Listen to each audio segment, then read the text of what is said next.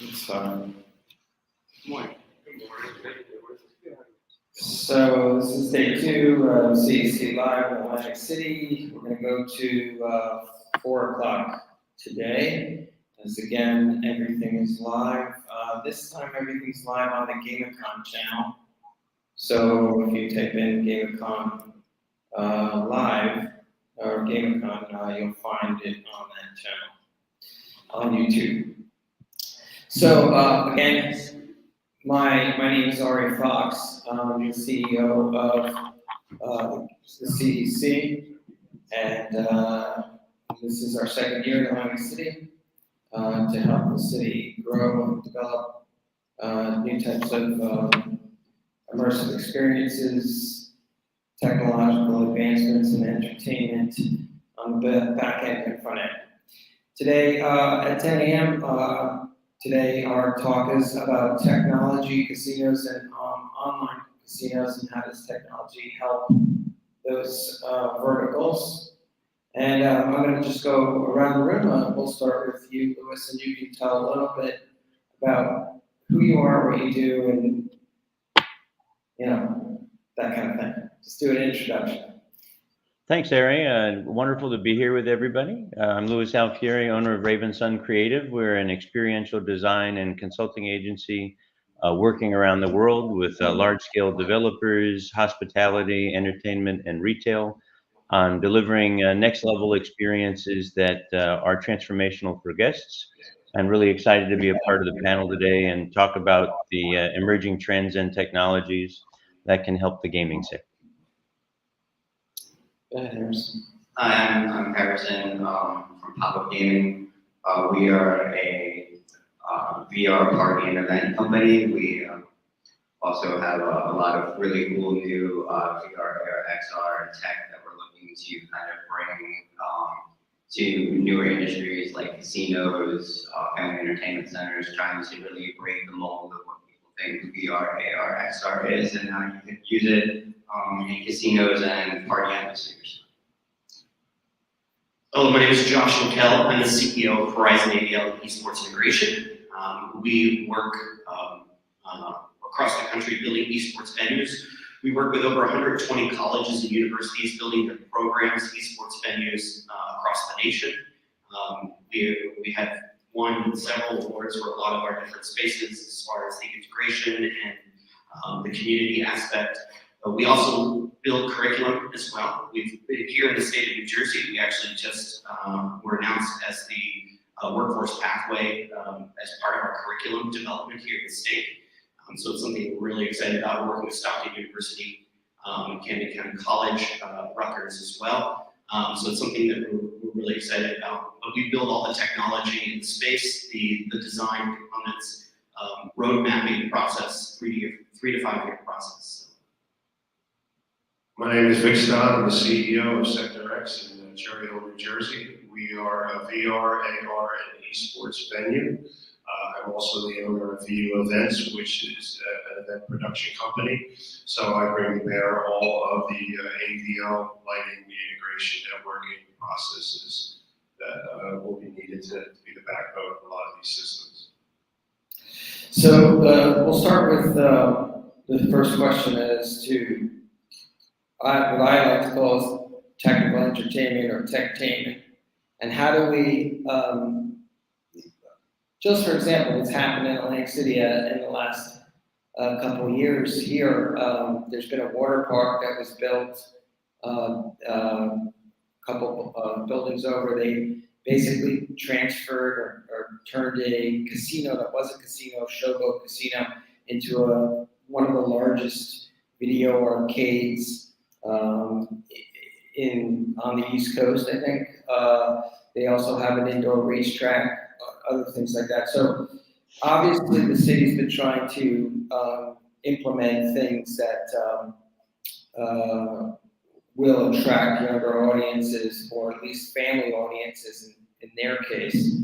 But I think the casino as a whole, working with people like you guys, we're trying to ask and trying to find what you would imagine or could imagine there to be that would would make the casinos happy, where they would be making money on something, and something that you think that you would be able to implement based on the equipment that's needed and the back end infrastructures that are needed, and how in each, we'll go with each of you, and what would be your vision of helping a casino bring in younger audiences with the type of technology that's available today?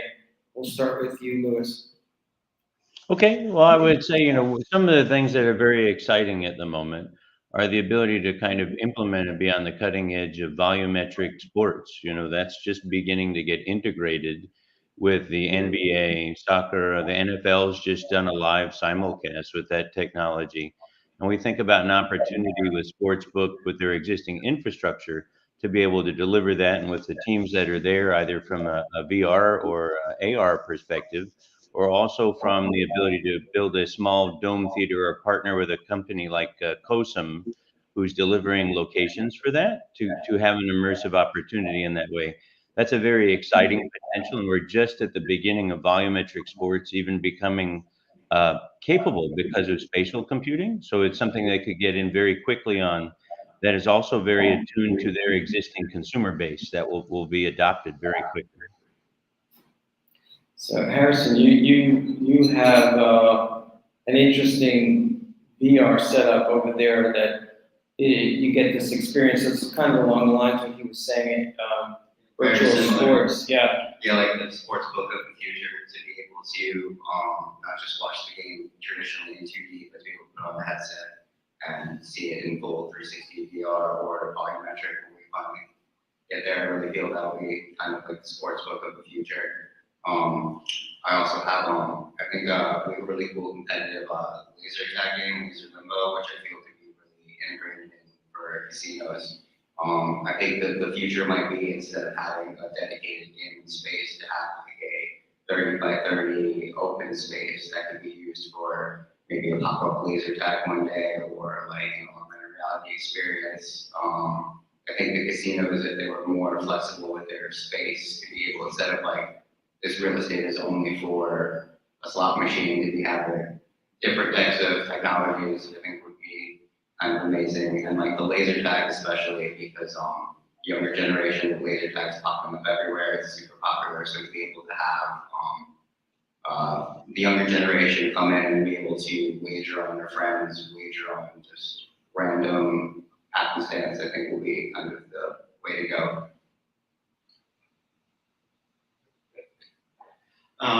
I sort of want to look back into culture and understanding culture, because I think that's a really important aspect of when you're developing a space. When we develop space, that's one of the first things that we look at, is understanding how a culture will interact with technology. And creating spaces is what we do in these venues.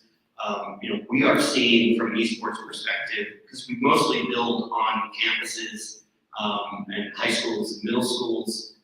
We do build and assist, help and develop land centers. But what it comes down to is understanding the culture, the community of how that is to be integrated.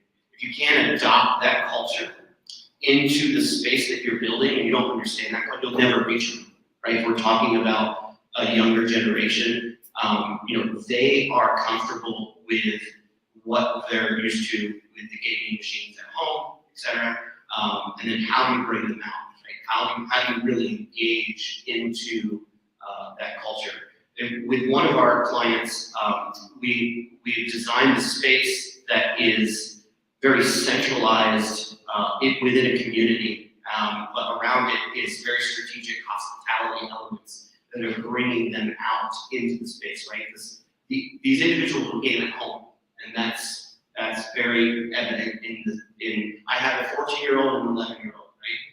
This is how they communicate. This is how they engage. This is what they are engaging with. So how do you pull them out of this, right? And you bring them into an environment. So for me, when you're looking at involving technology, there's a lot of tech that has to be sort of explored, but what is that tech embracing into the culture? It's sort of the way that we approach it. So I'm going to take what Josh said and take it to the next level. So as I look out in the audience, I see this is what I see. So I started seeing this about 10 years ago in my living room. We had an 80-inch TV, my kids were watching. Their program on the 80-inch TV was on the other side. I was like, I'm addicted in that I couldn't find my phone this morning to get out the door, and I needed it for my hotspot to be able to do work while I was here. But if anybody under the age of 25 could not find their phone or the cell system went down for 10 minutes, I think there would be like a world meltdown. So we had a project with the Westgate Hotel. Our CMO is the marketing director for a company called Magnum Marketing, and he does all of the, what I'll call B and C level casinos, all the tribal casinos throughout the country. We had a project with the Westgate, which was to try and make Barry Manilow appear, seem young to young people. So this is prior to COVID. So we came up with a telepresence box, where we could actually make sure Barry was lit well, his makeup was well, we could put him in this box, and he could talk to people as they, as soon as they passed a certain anchor point, he would pop up and tell them about his show and things of that nature. And we kind of took that to the next level, and we're like, these kids do everything on their phone. They could walk in the walls and not even know the wall's there because they're staring at their phone. What if we took it to a Pokemon Go type idea where we started, where we had an advertisement whereby it's like, come on down and, like Pokemon Go and find the dollars that are floating in the casino, and that's how you get your rewards, your dinner deals, your discounts. So you can have, and I always thought it would be funny for all these kids to come down and just like this, and people would be looking at them like, what the heck are they doing? While they're hitting the dollars and coins were falling out on their phone because they were actually playing a game while in the casino by, basically touching the sky and touching their phone. So that was one of the ideas I had, because you're going to have to do, everything you're going to have to do at first is going to have to be through their phone. When we advertise and we market, we do these type of things. For the adults, we go Facebook, because the kids don't even know what Facebook is anymore. When we go towards gamers, we work Twitter, which is now X, and Discord. So there's definitely different ways to approach different things.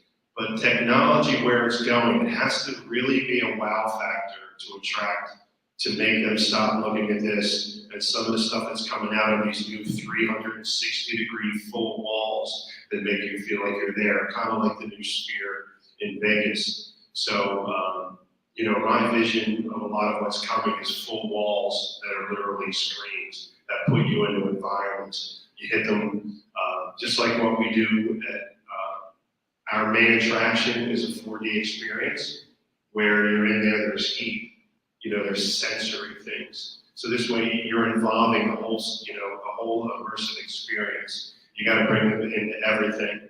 And it's going to be tough for sure, but you're going to need your wow factors, and the wow factors have to be pretty big on the visual side.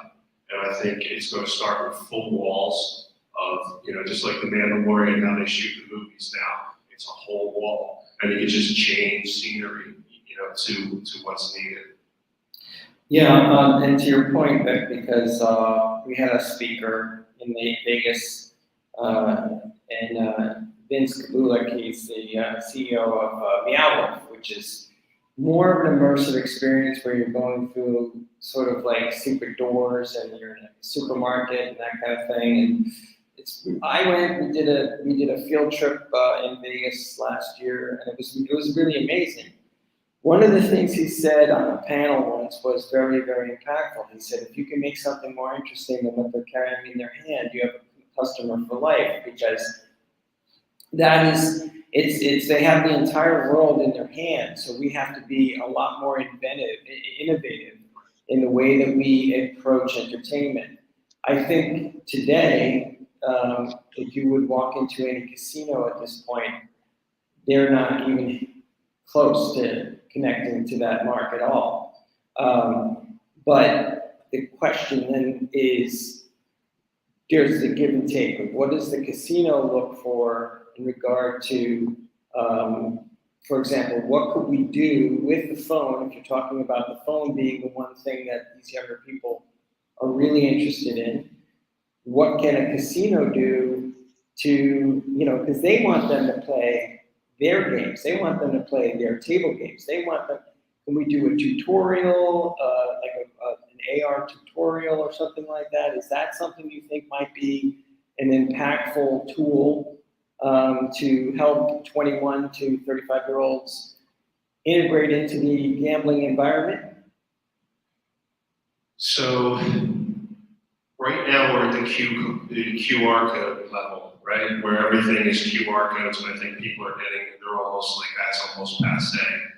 So we did a project whereby, the QR code took them to the floating food, for the restaurants inside the West Gate so they can see what the food looked like. It didn't kind of make it because COVID, that was the whole pre-COVID, then COVID hit and everything kind of got squashed. But I think you're right. Those type of things, I think, have to be tried, and they can be tried fairly, I won't say fairly inexpensively, considering how much money goes into marketing a lot of the things that are done.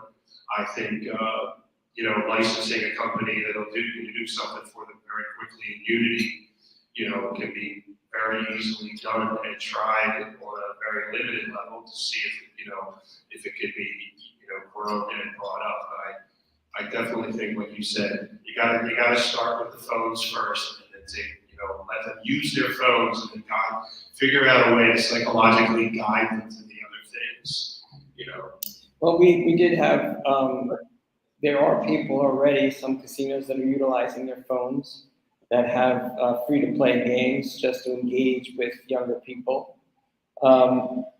Harrison, what do you feel through the mobile side of it could enhance that? So yesterday we had a presentation and they discussed about how they have free-to-play games to a young, to try to attract that younger audience.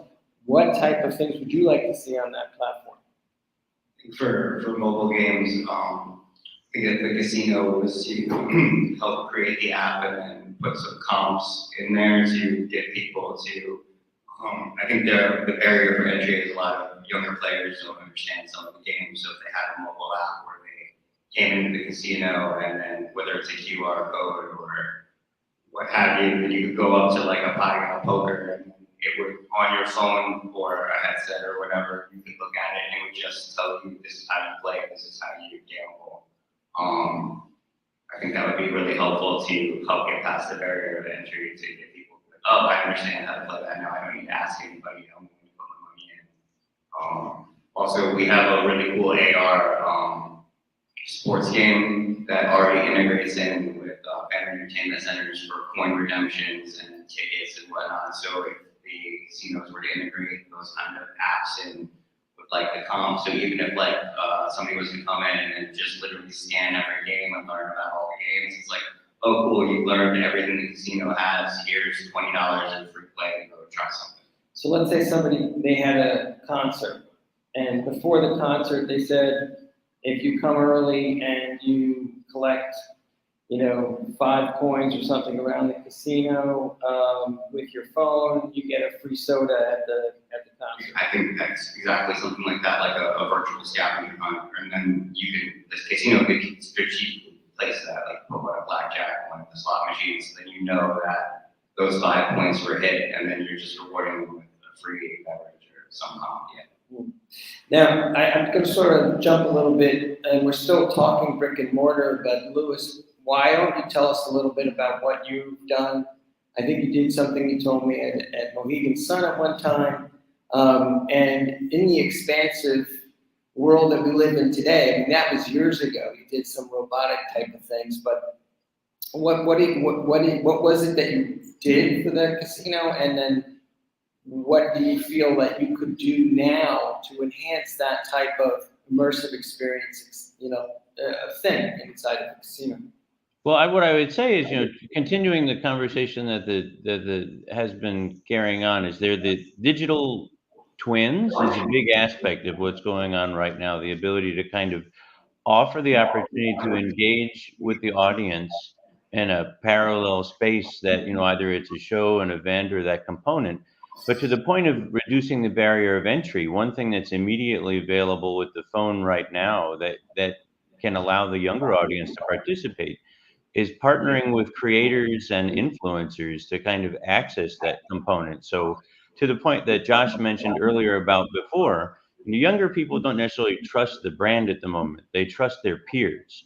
And so this notion of working with creators, I mean, even this morning I posted someone on LinkedIn, Limon Shore shared information about a single creator who's created a music platform on Fortnite that allows everyone to create music to play the game, and the ability for the casino to partner with a local creator who can create the content, become a voice for them, and introduce people both to the platform and the ability to walk around the resort and play and locate other things that the creator has done will give a whole new purpose both to the space, the interaction, and the brand for the audience that they could leverage right away. And this digital twin, if you will, is kind of building a parallel version, not just to walk around in, but to create as an integration platform for them to participate in at home. And then that drives them wanting to come to the location and find other components that they can participate in real life. We're working right now with a major cruise line on a series of destinations that are begin as offline live experiences and then enter into the digital experience and vice versa, allowing people to participate in the digital twin with artists and creators and then enter into the physical experience, to participate in. So it's kind of building on itself from that standpoint. Interesting. Okay. So so we were talking about the brick and mortar. Now I'm going to move into the online space. So if someone's at home, what could a casino do that would be more impactful? Of course, of giving them comps or something like that through a game, but what type of I mean, most young people have Xboxes. Most young people have, the PS5s or headsets, or some don't have VR headsets. But I mean, even with the mobile phone, how would you like to engage that audience? Now, you said that it would be a community-based type of experience. But what I'm trying to say is, where do we go from? How does the casino design something that will be focused on a particular community? Let's start with you. Well, this isn't really like the casino side for me is not a huge strong point. Right? I don't understand the philosophy all behind it. I mean, I generally get the idea, but I come from understanding gamers and what a gamer thinks and how a gamer would respond. So when you're looking at home, it's the one thing that, just so you know, that we're really working on is less screen time at home, because we're seeing a lot of social elements that are really pulling, and I think this is one of the reasons why brick and mortar are really struggling, is because more and more things at home have become readily available that we have sort of this social issue and problem that's happening. But having it potentially untethered at home could potentially put us more and more into a problem where we're hurting other industries like hospitality and food service and entertainment venues and that sort of thing. And my whole thing is, how do you bring it actually out of the home? Like that, one is a parent, right? I have a 14-year-old, like, how do I get them out of home? Because that, as a parent, that's my goal. And so I want them to engage into those elements. So, I'm almost taking sort of the stance of, if you're going to go into an element of how do you reach someone at home with technology, you're still only going to be reaching a small population at the end of the day too. And is that effective, right? When you look at game titles that are happening, you're getting millions and millions of people that are engaging in the game. Look at Fortnite. They just did OG Fortnite, right? Does anyone know that happened? They had 44.7 million people log in once they released that again. So you almost have to think like a software developer and not a casino. Because if you're looking to reach someone in that realm, it's once again it comes back to a philosophy and a design, not necessarily how does a casino do it, but how does a software developer do it? How does a gamer perceive it and then take that on at home? And I think that's the way you're going to kind of differentiate. I would add to that, I really think it's about, to what Josh is saying, is the casino has to see themselves as a platform, not as an end result. You know, the opportunity is creating a platform for people to participate and engage in, and not see themselves as kind of a dead end single point user. It's giving this community an opportunity to build that out and engage with that and to create something themselves and participate themselves versus just coming in for a kind of dead end activity that ends in a single use token or a single use function. So Vic, you have a center in Cherry Hill. How do you, is there anything that you do beyond the actual physical realm that you do online to pull people back to the location? With gaming, everything is grassroots. So the first thing we did was figure out who were the influencers in our area, such as casters, just the gamers themselves, find out their ranks. Because they will, just like other sports players, kids will come out and follow the top 10 in New Jersey if they're there.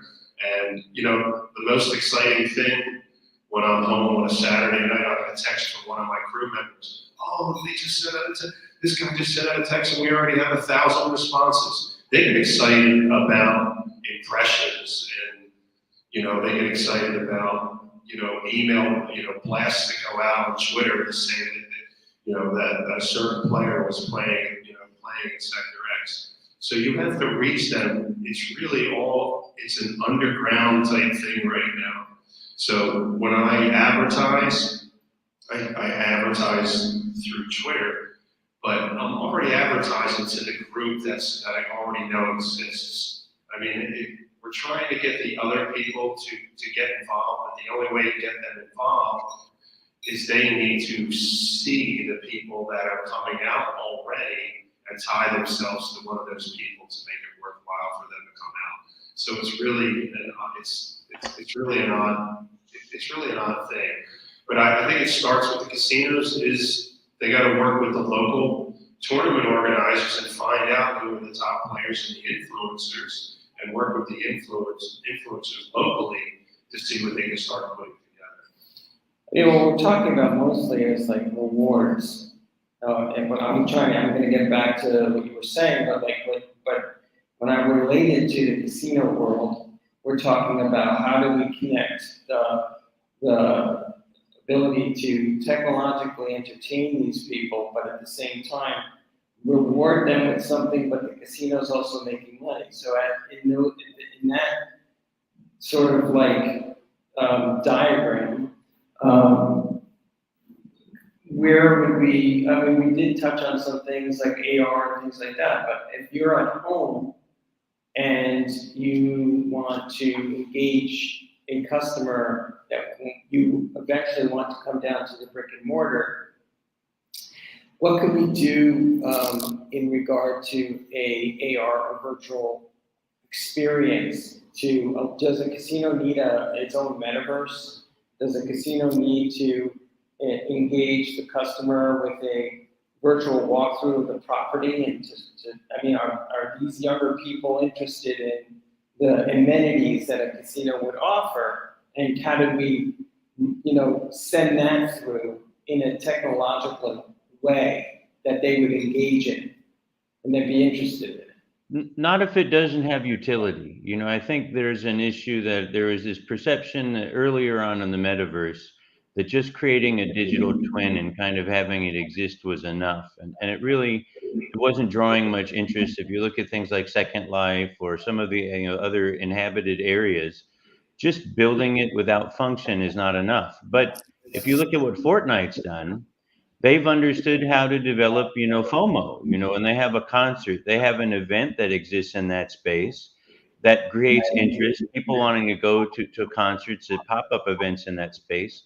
and then to translate that into a real life artist performer on the physical property that's created awareness in the digital space, and then have the ability to see that artist in the physical space has given them brand affinity and an opportunity to work in the digital space, which they can monetize.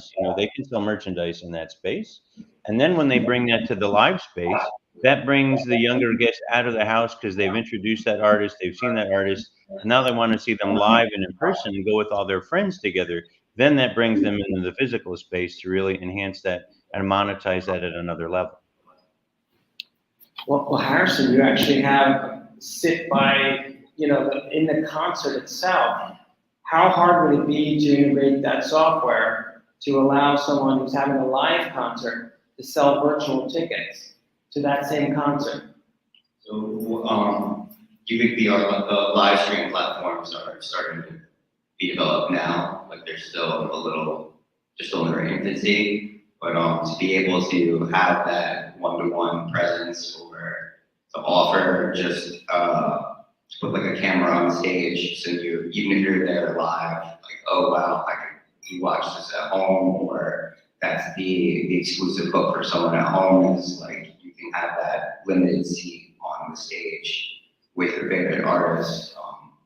I think that could be a huge selling point. Also, too, if they're like playing at resorts, then when they go into the VR, they're live on the stage. They see beautiful like resorts, concert hall, and they want to go in person. Resorts could also put other stuff around the room to kind of attract.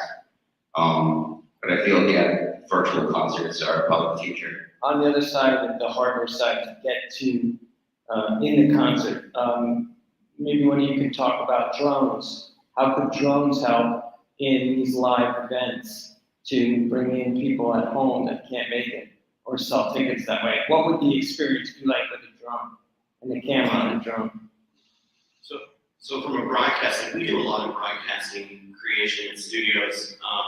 In fact, that's originally where I come from, second generation broadcast. So the integration of something like a drone, sure. Like, do you take control of a drone? Kind of a little dangerous, I would imagine, from some type. There has to be some level of parameters that exist. But really, how you do all these different types of realities and bring them into all these different types of entertainment value. Sure, drones absolutely is a potential way of doing it, but there was, I can't remember the soccer game that was happening where basically you can hold up your phone to the actual field and then get all the players' stats live, and they're running around the field, right? Now, that's a heavy lift. That's a lot of integration. You're talking about working with a broadcast company that's streaming, that then also you have all the augmented reality loaded in the background. And this really takes, almost Lewis effect to this comment on the platform. Like you are developing something from the ground up where you certainly can bring in VR, AR, traditional broadcast, traditional stream, all on one platform. And once again, I just go back to the element of becoming a software gaming developer, because that's what is reaching the audience. And we're talking about reaching the audience. I think all of these things could live in a platform, and really the medium is almost endless. I want to talk, Vic, about expenses and how expensive. What are we talking about if you wanted to have a massive technological integration that we're discussing, where you're having a courtside seat to a professional game and you're sitting there virtual reality wise? How much would what would the cost be for a casino or a sports book? To have someone filming in virtual reality or standing there with a 360 camera, I mean, that really is a commodity. It would have to be bid out, but I don't see that as, you have to get courtside seats. I guess that might be one of the most expensive.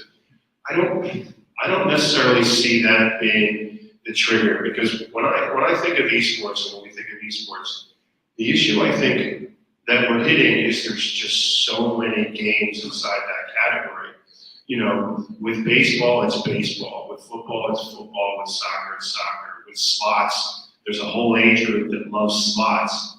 But if you're having a Fortnite event, you're maybe getting a 10%, 5% of the entire esports crowd. I think multiple things are going to happen.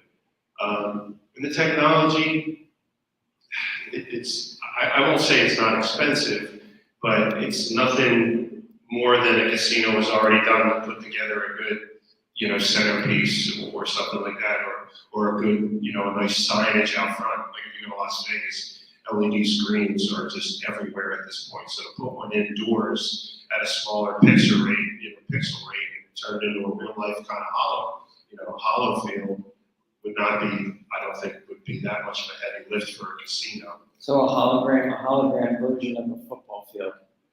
Well, or just a giant TV where everywhere you look at 360, I mean, you're seeing the entire play field in front of you, including the rows of people sitting in front of you. So you really feel like you're, you know, yeah, and the perspective is proper, which was the other thing with VR that took a little while. You know, people were getting dizzy for the longest time because the head moves weren't matching how the brain perceives certain things, but VR is at that level right now.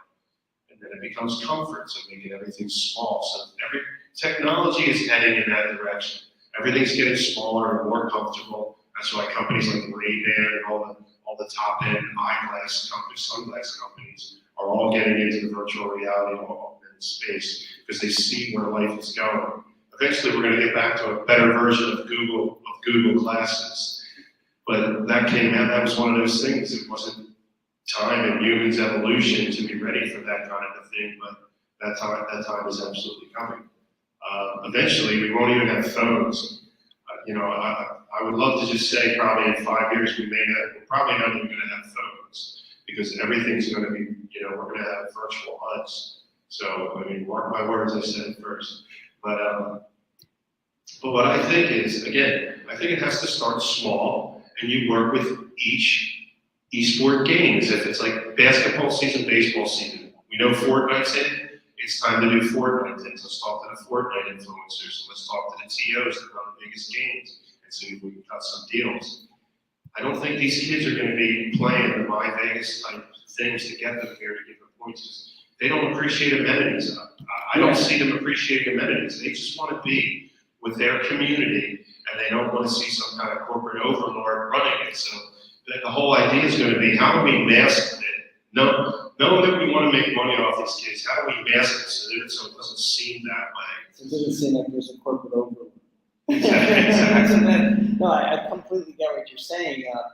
The other part of it is, and obviously they have a real problem with corporations in the first place, and that's a big hurdle for casinos to have to get through. And how do you connect with that person or the younger person that is very averse to that type of engagement? But I want to get to the other thing I was thinking about, which was if we design these things for them to integrate, to get them more away from their phones, to really entertain them and engage them, a casino really wants to start with what they're actually already offering. And that's why I talk about these courtside basketball game, professional NBA game, because they already have these followers. And if you walk into some of the casinos, for the most part, most people they don't own VR headsets or they don't have these kinds of things. And they can just make a bet on their phone at home in the comfort of their own house.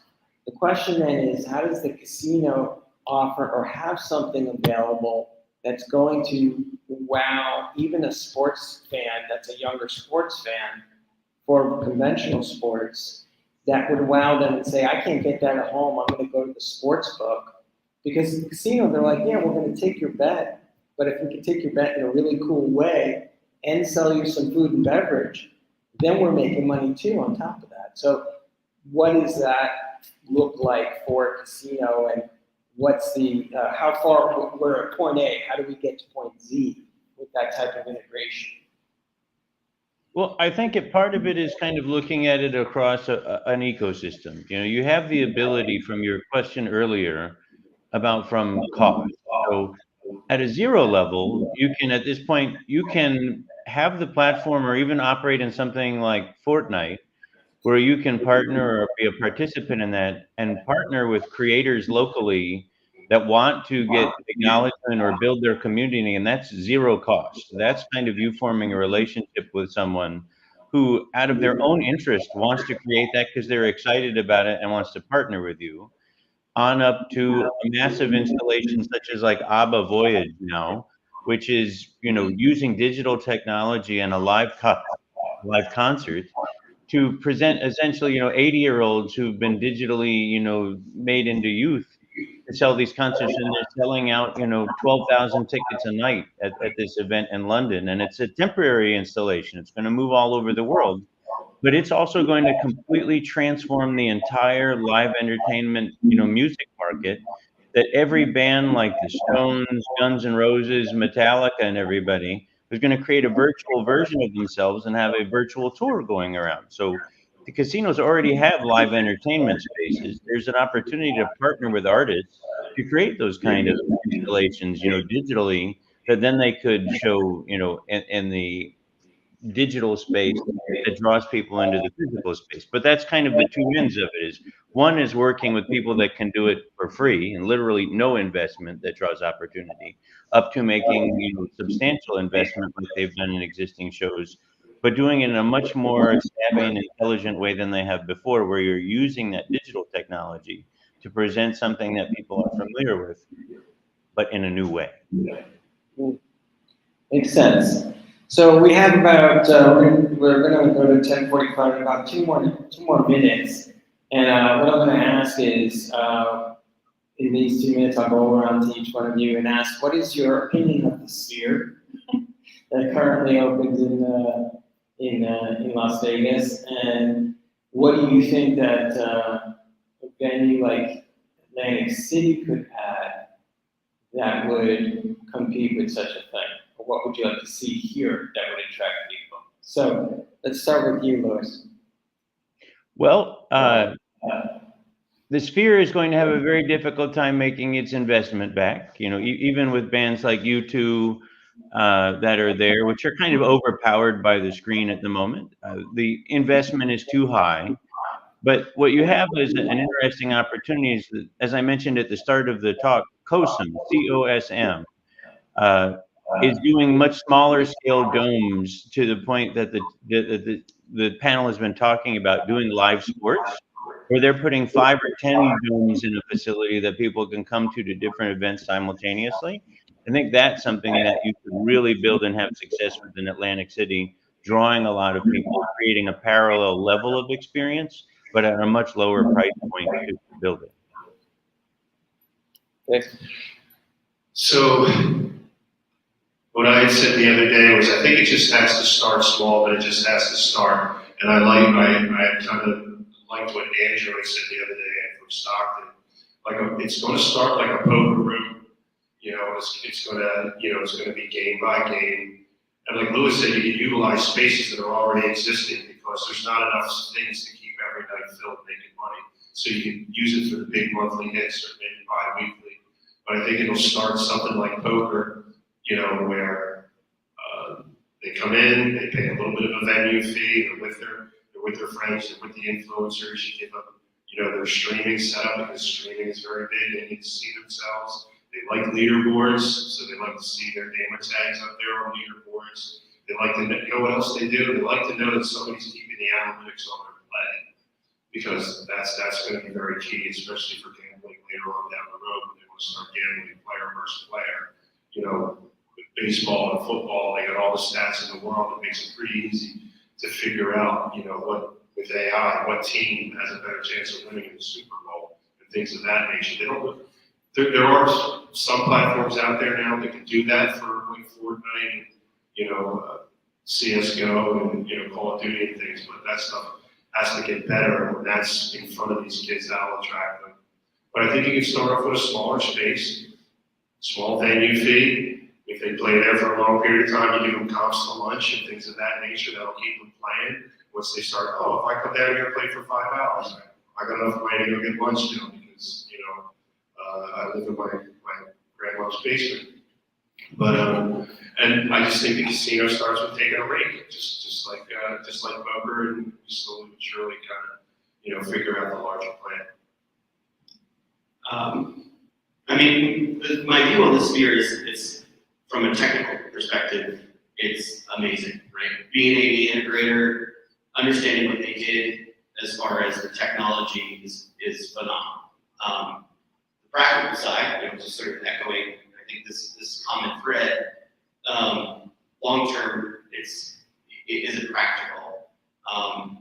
And in fact, I know that it's something that large and maintaining something that large is very difficult because we have a lot of smaller spaces that do similar concepts, and I mean real small, 50, 100 people, that already have level of immersive technology like that, and trying to maintain that is even a challenge, right?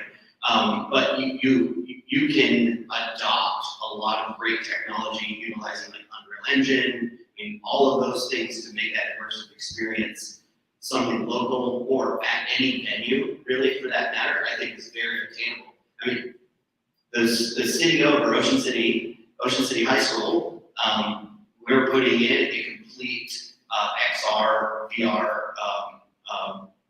broadcast news set for them. It's the exact same model as what Fox NFL Sunday is doing, Fox and the Weather Channel, and these high schools are learning it. So the cost is if you're scaling at the right size, spheres at the upper echelon. But I think you can have those creative spaces at a better price point. Yeah. What was there? What was the price point of this? Oh, 10 million, 10 billion? billion. Yeah. Yeah, So I heard it was 2.5 billion was what the end. 2.5 billion. That'll feed like a small country for like a while. I think the sphere is very cool. When I first moved to New Jersey, I went to the Liberty Science Center and I was really wowed by their planetarium, and it just seems like a really high-tech planetarium to me. I'm curious to see, like YouTube has some really cool content, but YouTube spent a lot of money to get there. So I'm curious to see what comes after YouTube. The only other thing I've really heard of it is when Spider-Man came out, and it's a giant dome Spider-Man billboard, so I'm sure they'll use it as a cool billboard. I'm just curious to see at that scale what they'll get there, but I've already heard of like a half dozen smaller versions popping up in LA, so I think there'll be smaller spheres that will have different content and at a different level. But I'm curious to see how the massive sphere plays out. Okay. Well, I'd like to thank my panelists for today. I do like to say that the CEC brings you guys to the door of many of these casinos that could integrate much better types of immersive experiences, technological experiences. It's an unfortunate situation that they don't seem to be taking it on right now at the moment, but eventually, I think if we keep knocking on the door, they'll eventually get us going at some point. So, Louis, thank you so much for joining us today, and thank you guys for the panel. Thank you very much. We're going to take a 15-minute break. Thank you. Thank you, everybody. Take care.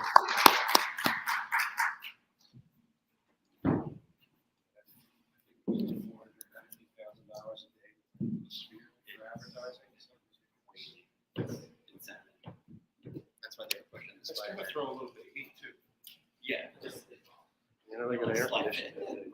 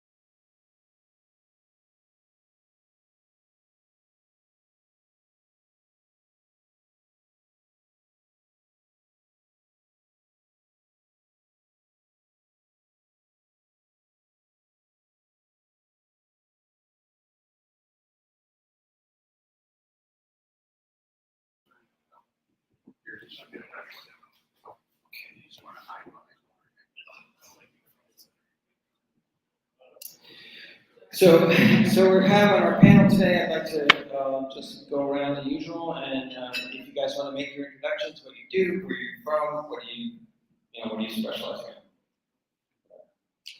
Hello, Ben Fox, one of the producers of CEC Live and Game of Time. Everybody, Corey Padgett with Teaching Marketing. I'm based out of Montreal, but we have offices in a few different places. Hello, Andrew August, the Executive Director of the Esports Innovation Center at Stockton University. And of course, since I'm the Ari Fox show, I'm doing most of the moderating. The last couple days, we'll start with me. Everybody knows who I am, so I don't have to do an introduction. Anyway, so we're talking about generalized marketing, and that's going to cover. We touched on it a little bit before the panel before regarding influencers. We talked about some of the other things that casinos can do in regards to connecting with a younger audience that they aren't currently doing.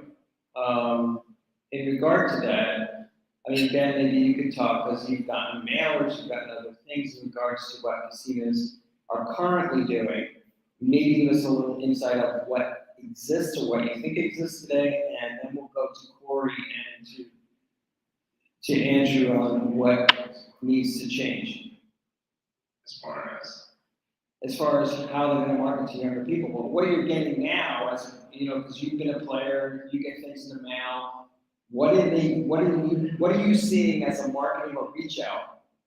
What sources are they using to get to you to come to their venues? Well, I've always said that the best approach is to sort of use what they currently have already, because you don't know exactly whether or not your efforts in being able to send out a mass mailing card right now is going to get to someone who's interested in gaming or not. So it's worth actually even, trying to take your existing database and mine that first, find out how many people within that database are actually interested in, esports, video gaming, tournaments, those kind of things. And that's not too hard to do, and it's something done on a regular basis. So it's a good way to begin. After that, of course, you have to use, like Vic was saying on the last panel, you have to use the traditional models that are currently traditional for gamers, which are like X now and Discord. And you have to kind of market to them where they are already open to getting the information, as opposed to something that you are currently doing for maybe a little older crowd that are more used to getting things through Facebook. You have to shift your model slightly to be able to incorporate the other type of marketing. And it's not as costly as casinos may think, because most of it is done via social. So it actually costs less than the current models that we're using right now. And I think that that's the best place to start. Yeah, I think, I'll give you an example. I've been a member of, I'd say at least a dozen or so rewards programs and loyalty programs for the better part of the last decade. And I have only received a birthday email from one.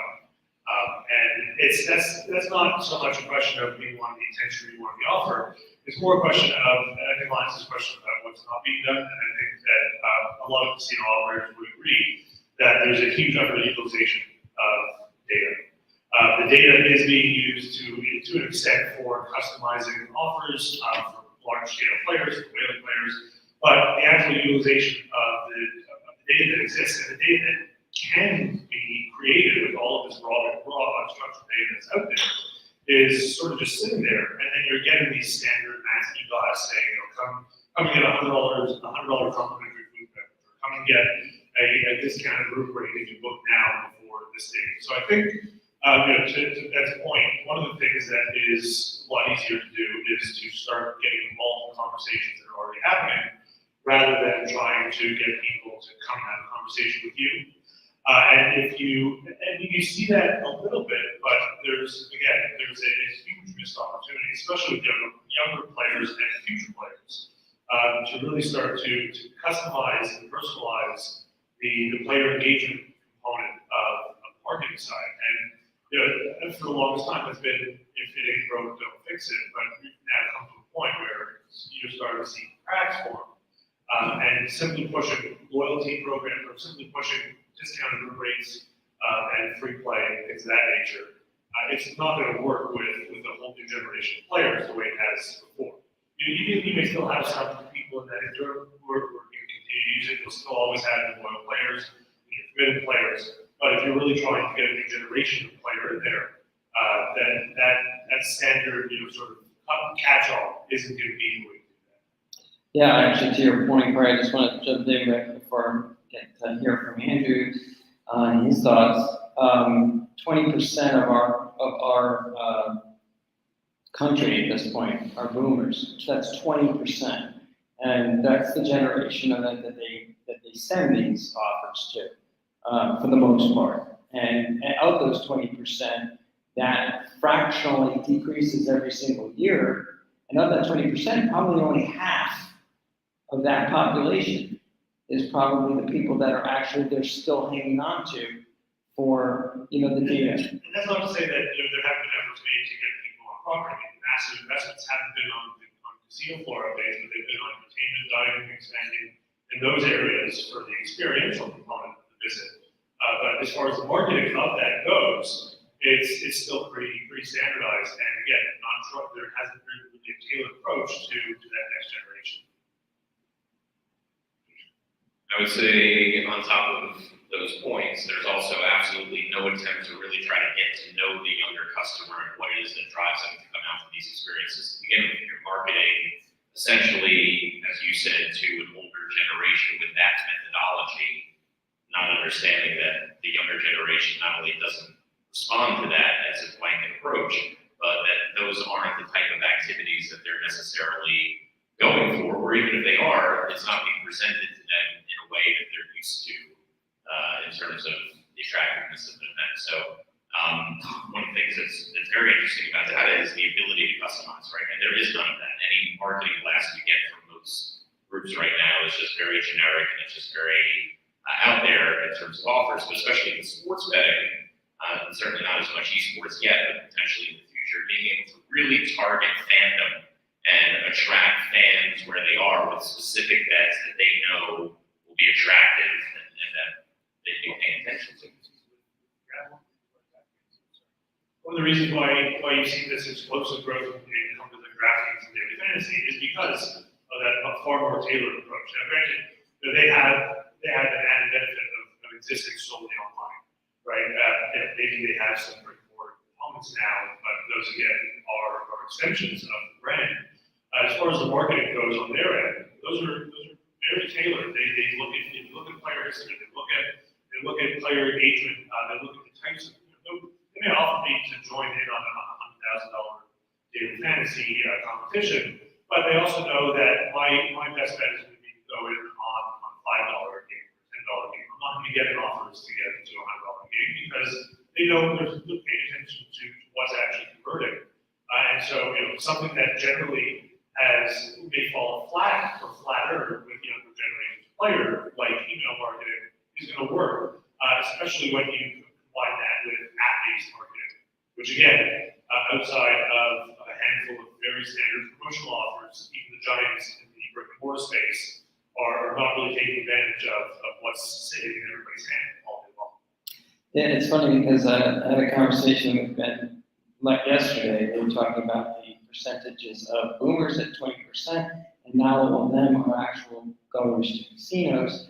And then the millennials and the Gen Z generations actually totally by far pass or surpass the boomers at this point. Gen X. Yeah, and the question was, this was Gen X, well, the lost generation, but but the point being is, what I wanted to point out is that what we're discussing is, it's hard to believe that they're building more casinos. Honestly, it's, Ben and I call it the Walmart effect.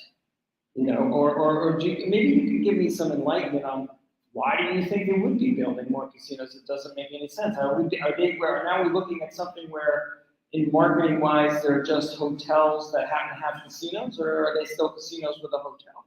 Yeah, I think the casino element tends to drive the development, and where you're seeing that legalized, it's based on saying, hey, this is gonna produce this much in our tax base, and we want it, right? So municipalities are adopting it based on loosening of laws, et cetera. So generally, it is hard to lose money running a casino. You might make less money than other casinos, but it is very hard to lose money running a casino. But the brick and mortar experience needs to offer more, and I think to your point, they are making it much more about the dining, the activities, whether it's nightclubs, et cetera. And Atlantic City has been living on that, forever in terms of these peripherals besides just the casino and having shows and having top flight entertainment and excellent dining. So that's sort of necessary to add incentive to come out besides just losing your money to the house, right? So I think what we're talking about, though, is more about how you can structure those games to appeal to a younger demographic and to get them more interested. And that's really what this is all about. Like, if you're not getting younger people into a casino, it's not because they don't want to come and you don't have all these peripherals. It's because they don't like playing blackjack or roulette or slot machines. It's not fun. And there's a huge number of people that just don't enjoy that as a form of gambling activity. A lot of those same people like poker and they like the social activities, but a lot of those people, I think, like esports and would like some way to create a gambling mechanism based on what they already enjoy as a passion. But I just don't see that translating to a younger demographic with what's currently offered. Yeah, and I think one of the things that you're also seeing with new constructions is taking that into account. If you look at the size of Resorts World, I mean, granted, Resorts World in Vegas has a gargantuan casino floor, but they have just as much, if not more, floor space dedicated to events and entertainment. They have blank floor space that can be used for hosting tournaments. If you look at what is it? Not the esports arena, but the sports swim that they have. I mean, if that's not a venue built for a massive outdoor esports tournament, I don't know what it is. You have a 100-foot screen, and so I think that the construction of new builds, and I wouldn't call them new casinos because the casino, to your point, it's a piece of a much bigger experience that's really designed to get you in, to get you active, to get you engaged, to keep you there. That's nothing new, but previously it was keep you on property on the casino floor. Now you're seeing keep you on property with whatever we can offer. Resorts World has 3 hotels, one of which has no casino, similar to Borgata. So you have no casino, you have a kid-friendly pool. I mean, it's a fully tailored experience to get families to look at Vegas as an option for a family trip. Take a 6-hour road trip the same way you would go to Big Bear, but make it Vegas, where there's something for everyone. And I think that move into the experiential is where you're going to start to see a lot more of these tournaments popping up. One thing casinos try to avoid is paying for things themselves and finding partners. That mitigates the risk. And so now it's really a question of finding the right partners to sort of execute on those tournament sides, but the space is there for it. I don't think they have to actually look that far. I think they have all of the funds for what they need to do. I think that maybe the focus, even on the marketing side, you really have to understand the construct of the gamer or the people who game, and starting there, you basically take your average gamer, and they live online mostly, and that's where they communicate, even with each other. And even our generation is finding that now with events like this, we're zooming, and we're finding that's sufficient. So in the gamer mind, what do they need? And that's what the casino needs to be asking. What do these people need? What do they want? Why are they gonna show up here? What do I have that they can't get at home or online? Okay, so in the marketing perspective, from 5,000 feet, the most obvious thing is the fact that they live in these little communities. Each gamer has its own community of people that have like games or like-minded needs to within that community. It could be the Smash community, it could be racing communities, it could be whatever they are. But that's the key, community. So if you're able to bring them together, that alone is sort of what they need. They live online, they have no interaction with each other. Casinos should be a place, the brick and mortar casino should be a place to host these gatherings of these people. And once they're in, I mean, they're in larger portions. So that's really kind of also a good starting point in marketing, being able to target those specific different groups and say, hey, we have something to offer you. And not only that, but you can press the flash with other people who are other gamers and they play the same game, and let's have a party. Because let's face it, this is entertainment. The whole concept behind coming to a casino is like a mini party. I mean, they host New Year's Eve parties and all these other things. Now it's time to focus on this community and these people and get them in here and provide the space for them. Otherwise, they're going to wind up going somewhere else and do the same thing. Yeah, I was going to say, Corey, you touched on DraftKings earlier. And it's somewhat related, but a little bit more in regard to the marketing side of it. They started to, they're trying to now, I talked to some DraftKings people, they have esports wagering for the state of New Jersey, things like that. They are trying to institute, and they're moving toward more iGaming and putting in some games just to keep their customers on their platform. And then they're offering them perks and things like that through playing some, promotional games, etc. It seems to me that the online side of things are way more progressive than the brick and mortar. What and when will there be a turning point for the brick and mortars to then say we need to start marketing and doing something new for the younger people? Well, I'll jump on this one first. But if you take a look at brick and mortars are still they're still huge operations. They're still hugely profitable in a lot of cases, and they're still growing. I mean, you look at year over year since 2020, 2021. That's not a great example, but since 2008, COVID notwithstanding, they've had consistent growth every single year coming out of the last housing crisis. And I don't think that there's any. You may not see the same rate of growth, but then when you shift into sports betting, for example, you're talking baby steps in a multi-billion-dollar industry, and those baby steps are $7 billion in a rate in sports betting in year 2, and projections to double that in less than 5 years. So I think that you're seeing movement in the right direction. The thing about that, however, is that the marketing of sports betting has become everything that anybody is focused on. I think that don't get me wrong, the fact that money can be wagered on esports right now, at least legally, is a huge hindrance to seeing a real expansion of that here. I mean, what was it, the League of Legends finals in Thailand? Pulled 1 million people live to come and watch. That's crazy, and they bet on it.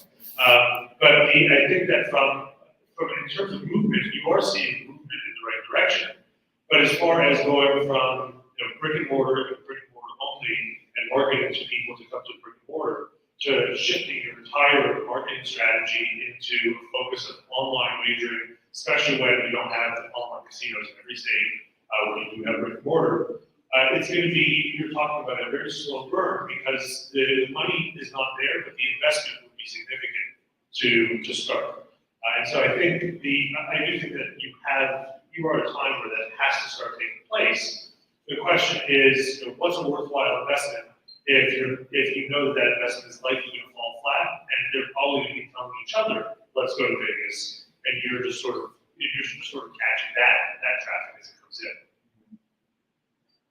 We are currently riding a wave. I wouldn't disagree there since 2008, but the market people, finance people, the Wall Street people, we are moving into a recession. And there's no doubt about that. There is going to be a reckoning in this industry sooner or later. You can't ride that wave forever. And what I'm asking is, if we hit that brick wall, recession-wise, was that going to make do you think that'll impact the casinos to try to start marketing now on a more frenzied effort than prior? Well, I mean, on that front, I would think, you look at what the recession did in New Jersey when it came to a complete shift in how people operated with gambling. The move online really grew as a result of people not looking at it as I'm going to go, moving more to a European mentality when it came to gambling. This is something I can do when I'm sitting on the train. This is something I can do when I have 10 minutes to kill at the doctor's waiting room or something like that. That shift you're talking about a consumer shift, right? That's not just the shift in what's being offered, but consumers. People weren't comfortable. You remember how slow it was to convince people to send the picture of the passport? Nobody wanted to do that. Now it's sort of become second nature to get these players, involved online, and you have a new generation that's much more comfortable with that. So I think positioning, keeping in mind the fact that the recession brought about a huge shift in consumer behaviors, preparing for that kind of shift, which is likely to happen, maybe not as quickly as it happened with the housing bubble, but preparing for a shift like that by positioning yourself with strong partners. I think partnerships are likely the best way to go on that front, simply because you don't really have time to build out an entire arm, but there are partners out there who are able to do this, and who, frankly, at Ben's point, know this audience much better. Yeah. So I think that's really, you're in a position to start thinking like that now. So I want to take this to more of a micro level. I know, Andrew, maybe you can answer me this since you're more of a resident in this area. We had a panel here yesterday talking about casinos that are looking to be opened in New York City, and it's a major crisis, or at least people are looking at it as something that might be very big, a big disruptor here in Atlantic City. So when will this city decide to do things a little differently? I know they've been trying, Gladstein has put in a water park, and there's been all these things. But I mean, from your perspective, Stockton's trying to push out people who are more technologically along the lines of entertainment. So maybe you could give a little idea of when you think that might be.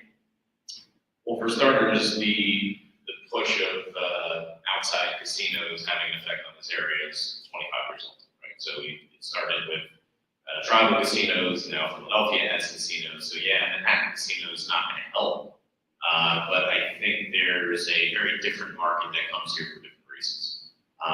Maybe there's going to be some of the whales that are closer to New York that want to just stay up there and what have you, but Atlantic City has always played the role of a destination resort. The vast majority of our tourism comes during the 3-month-a-year summer season. I don't know last time you were in Manhattan in the middle of August, but not fun. Yeah. So there's always going to be a place for the shore, the beach, and the attractions that they have here. Making it more diversified, to your point, the water park and the properties over there are certainly a helpful thing. But this entire area in South Jersey has a lot of that history between Ocean City, Wildwood, et cetera. So it's already known as a destination.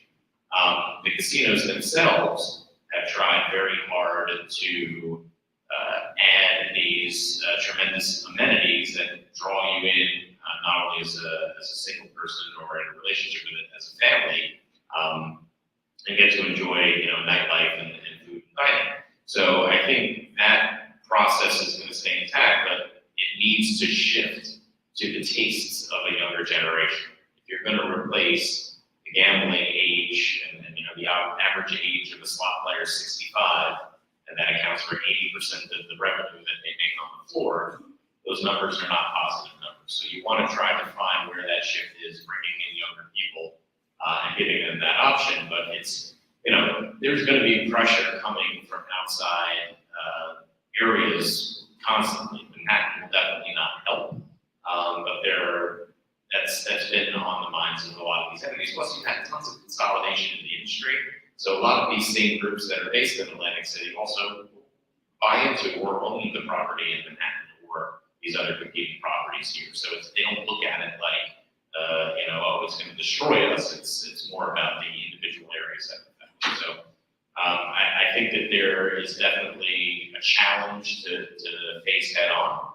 But that shift in marketing towards a younger demographic and using things like esports or sports betting, which is again a push towards the younger demographic, is going to continue. And the models have to get more sophisticated, and the offerings have to get better about how to find those people and attract those people. So to your point, there are these little pockets of communities in esports. You can't look at esports as one thing. It's the same as sports. There's cricket, there's ping pong, there's football, there's foosball. There's people that watch every one of those. And there's people that, even in some cases, bet on a lot of those. The big titles, I think, will win out, and the big publishers will be able to market their games at a higher level. And that will be more of what first comes onto the scene in terms of esports betting and those things. So I don't know how much of an effect it'll have in a brick-and-mortar entity, but if you do enough to create a culture where that's present all the time, then people will be attracted to that. Yeah, I just wanted to point out that back in 2018, Ben and I did a GameCon here at Ocean. And Ocean, marketing-wise, helped us out. They actually put a little bit of effort. They got us a billboard on the Atlantic City Expressway. They helped us get a radio promotion, giving away some tickets to our event. We had our largest event we ever had. About 5,000 people showed up. We had a write-up in the New York Times and the Washington Post, and there was a lot of talk about that. After we did that event, we thought every casino here in Atlantic City would want us to come back at some point to do the event, and we got complete silence. Maybe at that time they weren't ready, but that's kind of along the lines of what I was thinking in regard to at what point, I mean, has that window come and closed is what I'm asking. Is it coming close to the fact that they sort of had an opportunity and they may have missed it? And now the world of video gaming has moved on, and the younger generations just are never going to resonate with a casino venue. Well, I actually see a couple of things. We did the same thing.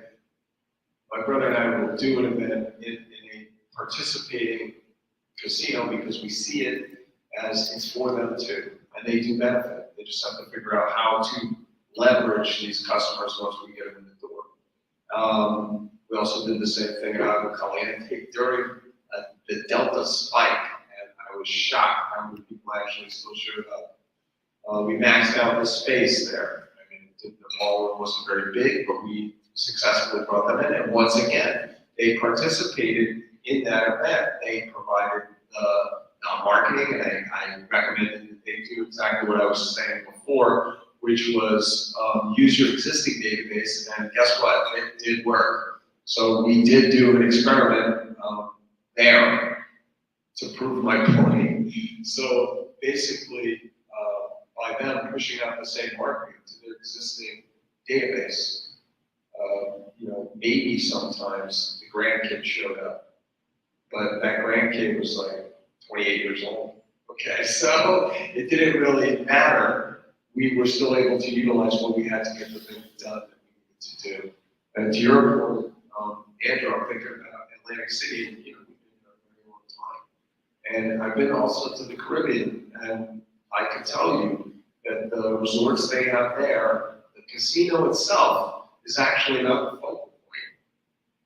It's the entertainment that's there, but all their eggs are not in that basket. Now, I don't know if that's because it's a beautiful island and people just go there and they spend money on everything else. But all I can say is, with the ocean right here, and you're talking about it as a resort, and not being, downtown Manhattan in the middle of August, opening a fire hydrant just to get cool. So this is a lot better. So maybe the focal point is to utilize that experience and stop trying to force everybody to play slot machines that don't want to play slot machines, and give them, like you said, the offerings that they want, and figure out also there are ways to monetize that. It's the same as poker, for example. The casino makes money on poker, not a lot, but it's just another thing that they have. So that's kind of the way I see it. And you can market to them successfully. We've done it, so I know it's possible. Yeah, I think, we've done a few influencer campaigns for online gaming, and we've worked with influencers who play online slots. They'll get hundreds of thousands of people watching them spin a wheel and just talk. And so I think that the crossover, I mean, these are people who are streaming or were streaming on Twitch. And so there's a huge market of crossover there. But again, it's a question of how they're being marketed to. Because does that mean that they're going to come into a casino and start playing a slot game? No. Does it mean that they do have interest in the casino component, possibly with the communal aspect, possibly having people participating in slot tournaments with influencers who they follow being there? Yes. Do I think that the time has passed for marketing around this? Absolutely not. Because just because it's not front page news, it doesn't mean that those communities are not still thriving. I mean, you're people who are sitting around waiting for Grand Theft Auto 6 for a decade, and they'll wait another decade, and then they'll still sell $5 million worth of games in week one, because that's just the nature of this community. That's exactly what it is. It is a community, or a group of communities. The key is, to Ben's point, it's tailoring the messaging and tailoring the event to get that segment of the community. And so if you just say we're having an esports tournament, right there, you lose the authenticity that they're looking for from, if they're gonna have a big casino try to get that in, and they say we're gonna host an esports event, right there they're not interested because there's no authenticity to it. You're not gonna have people who are hosting it that actually know what they're doing. They're just gonna put up a screen and say play video games. That's exactly why you had HyperX hit so many walls when they opened flux stores, because they just basically put a bunch of screens in, and they put stadiums here, but they didn't have anything that catered to gamers. They had something that catered to people who like museums. And so I do think there's a big opportunity there, but again, that's why the partners are necessary. That's why understanding the market and the segments of the market are so necessary. And like I said, just because you're not seeing it on front page news, it doesn't mean that there's not still an opportunity. It just needs to be catered. I want to just show you guys something quick, and I want to get your thoughts on it, and then we'll end the panel. But this is a product that it's a marketing product, and I wanted to see what you think about it. It is it's called Foxden, and foxden.pro. It's a website, but what it is it's a coaching site that allows people to play video games. If I can get to it. Wait a minute. Where is it? Okay.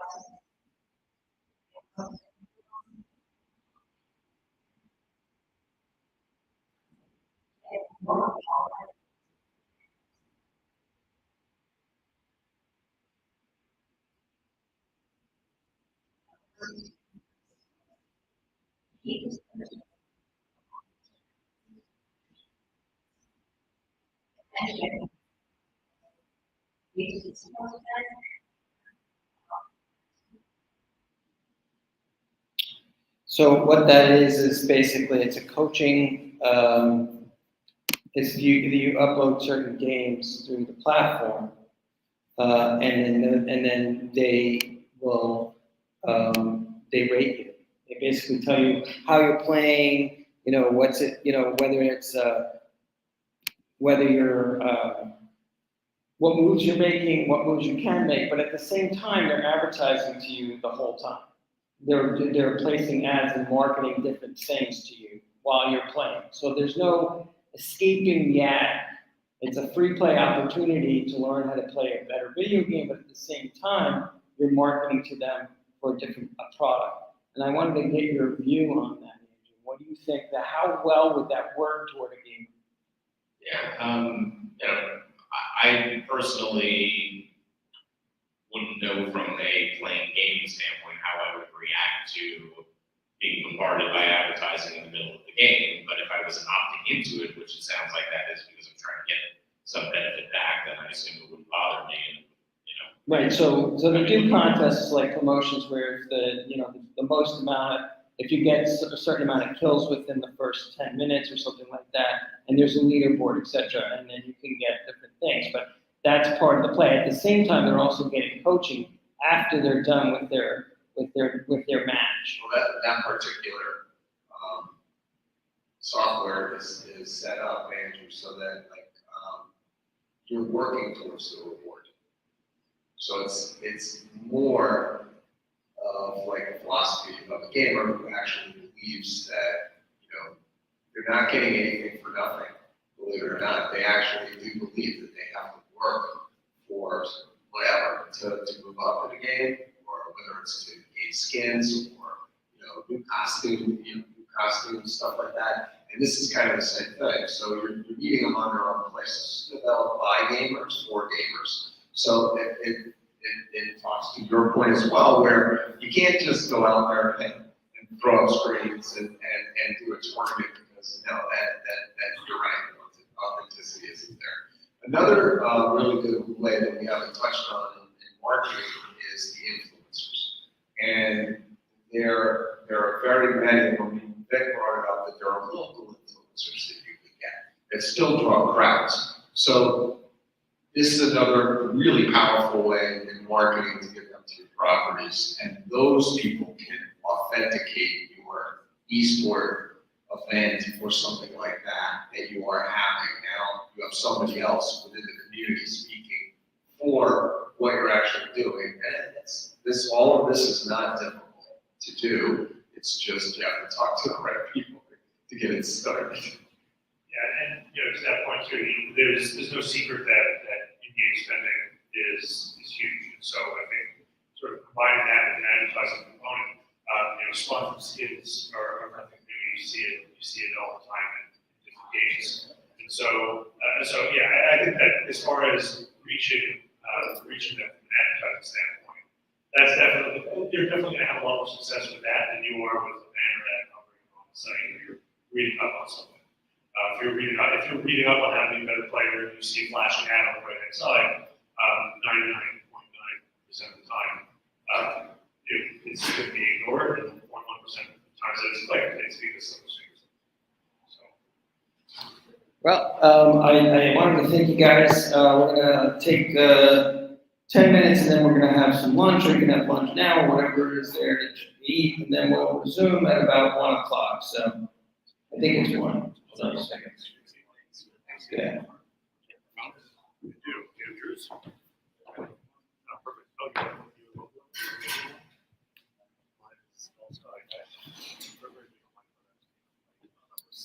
No, it's okay. I have the same card. Are you? Yeah, I always have the same one. I actually don't know.